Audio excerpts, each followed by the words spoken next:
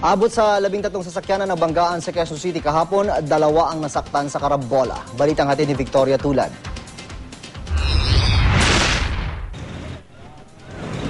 Mistulang pinipinglata ang taksing ito matapos mabangga ng 10-wheeler sa A. Bonifacio Street, Quezon City. Bukod sa taxi, 11 pang sasakyan ang nadamay sa aksidente.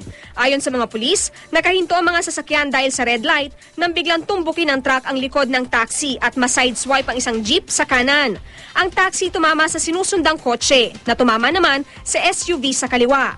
Tila domino effect ang nangyari matapos madamay ang iba pang sasakyan. Agad namang kinuha ng mga pulis ang hindi pa nakikilalang truck driver para imbestigahan at hindi dumugin ng publiko.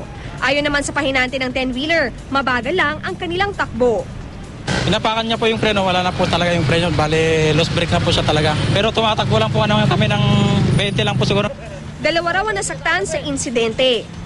Sabi nila yung pasahero ng jeep, nabalian daw ng paala sa orthopedic na ngayon.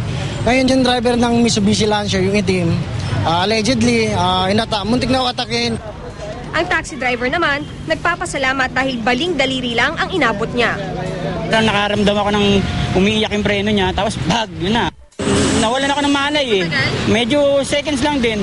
Naharap ang tsuper ng truck sa kasong reckless imprudence resulting in damage to property and multiple physical injuries.